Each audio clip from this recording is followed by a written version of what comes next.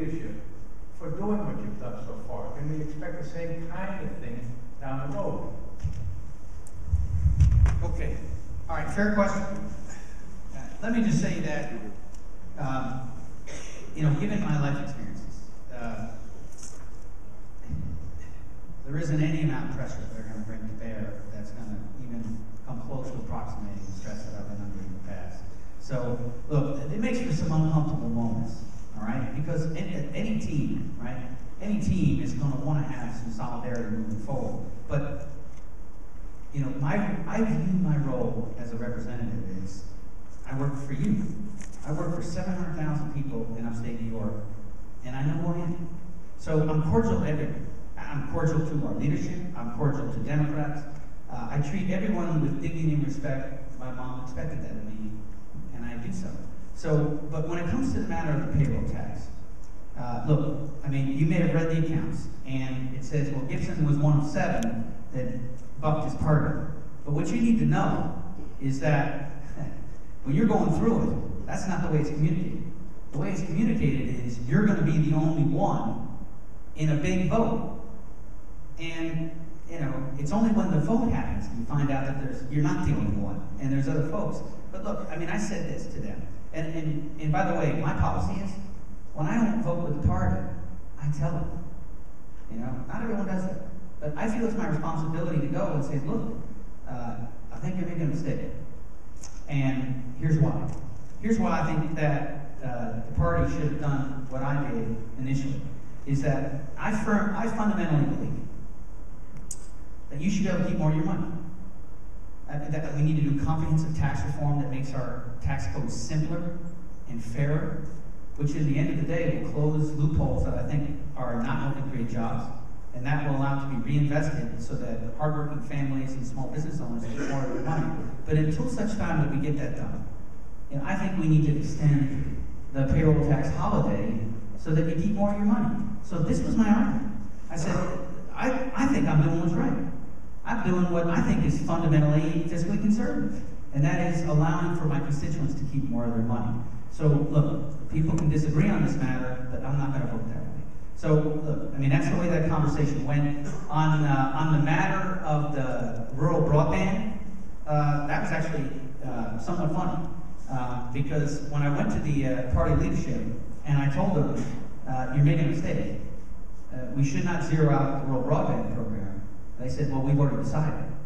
And I said, well, it's a mistake. And they said, well, we've got data that says that over 99% of your district has high-speed broadband. I said, it's simply not true. You can come with me. We'll take you to it, but it's not true. I don't know what kind of data you're looking at.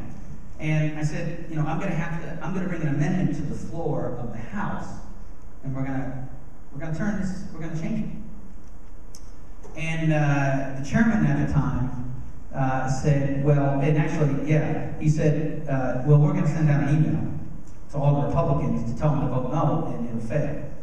And I said, okay, I'm so surprised. And we went back and we organized our office, and we reached out to anyone who had supported rural broadband before, regardless of party. And I had about 2 days to work this, and I had my breast pocket. Every time I went down to the floor, I had a list of members, and I was working the issue and telling them why this was a good program. And when the lights came up on the question on the amendment from Gibson of New York, we ended up with 90 Republicans and 133 Democrats, and we carried the day. And incidentally, Jim Jordan, who is a very conservative member in the Congress, voted with us. So, this was not one that cut down. Look, to me, this was a good program because it expands rural broadband, which helps create jobs, which helps our healthcare, because we have clinics out there that need to consult with doctors at hospitals, and they need real-time feedback. And it's something that's ultimately going to get paid back with interest, low interest, but paid back with interest. So this is a win-win-win. And, having a chance to actually explain that, we got a good number of folks, obviously people from both sides of the aisle, but we also got, people who are considered very conservative to vote with us. So, now there were no hard feelings. I went down after the vote, and the chairman kind of touched my arm and goes, "You're a heavy lifter," And I said, "We're going to do this, we're going to make that happen." So, mostly in Washington, generally speaking, they're not hard feelings. I mean, people know that you have to represent your district. And so the question is how does each legislator decide to do that? And for me, what I do is I read the bill. I reflect on nights like this, because it's important to me to stay constantly moving and listening. And I come out, I meet with constituents all the time. I do teletown hall meetings where we have anywhere from 12 to 14,000 are on a teletown. I get to hear from them. I do email newsletters. We read the emails that we send into our offices. We try to derive what the will is of the district. And I vote that because I'm your representative. So I think the data is about 79% of the time. That means I've voted with our party. I think I'm the fourth most independent Republican in the Congress. And 21% of the time, I haven't. And that's because of the way the issues have rolled out. And that's how I plan to go forward. Because I know who I am, and I know who I vote for. I hope that responds to your question.